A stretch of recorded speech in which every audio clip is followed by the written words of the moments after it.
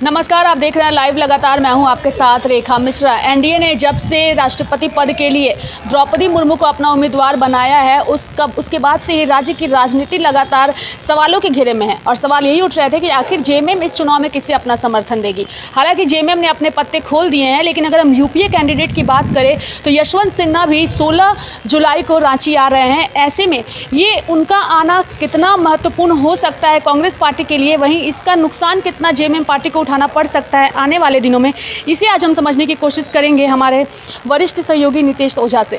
नितेश जी, चूंकि जेएमएम ने भले ही पत्ते खोल दिए हैं, लेकिन कल यशवंत सिन्हा भी आ रहे हैं। ऐसे में उनका आना और उनका जेएमएम के नेताओं से ना मिलना कितनी समस्या खड़ी कर सकता है आने वाले दिनों में इस गठबंधन सरकार। देखिए रेखा जी, पहले मैं आपको स्पष्ट कर दूं कि झामुमो ने जिस तरह से अपना पत्ता खोल दिया, उन्होंने स्पष्ट कहा है कि जेएमएम के जितने भी विधायक सांसद हैं वो द्रौपदी मुर्मू को समर्थन करेंगे।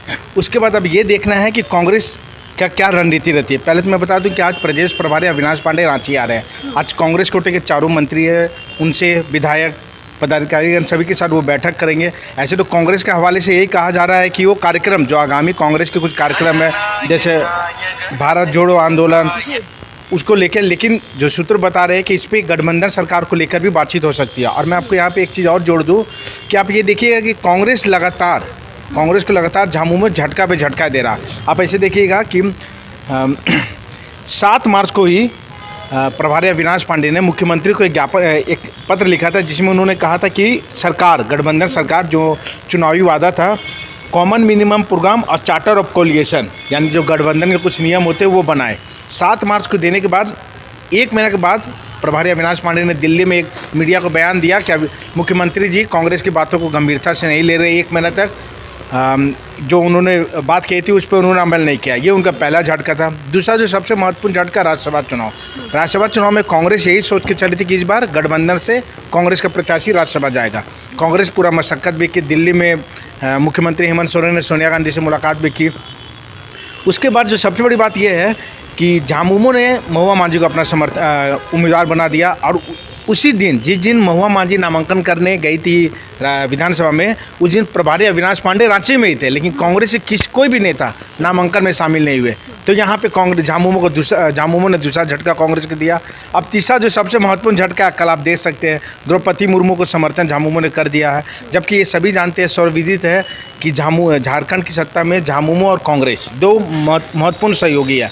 अब भले ही कांग्रेस ये बोल रही हो कि ये हमारा गठबंधन सरकार चलाने के लिए हुआ था, राष्ट्रपति चुनाव के लिए नहीं हुआ था, तो कांग्रेस अपना बचाव कर रही है, लेकिन कुल मिलाकर देखें तो झटके पे झटके झामुमो कांग्रेस को दे रही है। भले ही आप नितेश यहाँ पे कह रहे हैं कि कांग्रेस और जेएमएम जो है वो झटके पे झटके पार्टी को दे रही है, लेकिन राजेश ठाकुर ने कुछ दिनों पहले ये स्पष्ट कहा था कि जेएमएम पार्टी स्वतंत्र है अपने किसी भी उम्मीदवार को समर्थन देने के लिए। चूंकि उन्होंने असमंजस की स्थिति में जेएमएम पार्टी थी, उन्होंने इस पर कुछ भी स्पष्ट तौर पे नहीं कहा था, लेकिन कहीं ना कहीं चीज़ों को अगर हम राजेश ठाकुर की दृष्टि से देखें तो उन्होंने स्पष्ट कर दिया कि ये स्वतंत्र हैं।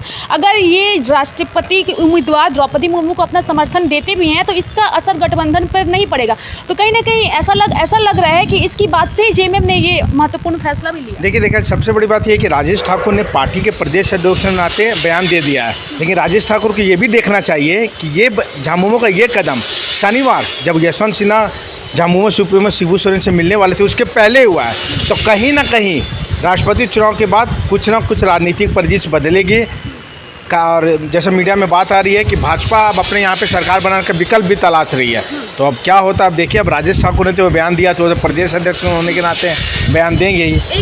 एक जवाब जो जनता भी जानना चाहती है नितेश, यशवंत सिन्हा कल आ रहे हैं, तो क्या ऐसे में वो हेमंत सोरेन और शिबू सोरेन से मुलाकात करेंगे या नहीं करेंगे? देखिए, कल जो कांग्रेस के प्रदेश प्रवक्ता राकेश सिन्हा, उन्होंने स्पष्ट कर दिया है कि अब यूपीए प्रत्याशी यशवंत सिन्हा का झामुमो सुप्रीमो और हेमंत सोरेन से मिलने का अब कोई औचित्य बचता नहीं है।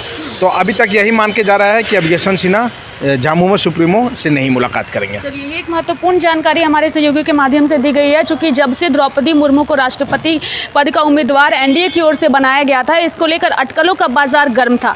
हालांकि यह कहा जा रहा था कि जेएमएम का जो कोर वोट बैंक है वो आदिवासी है, तो ऐसे में जेएमएम जो पार्टी है वो अपना वोट बैंक को किसी तरीके से नुकसान नहीं पहुँचाना चाह रहा था, और इसी को लेकर के हेमंत सोरेन की पार्टी ने एक बड़ा फैसला ले लिया है।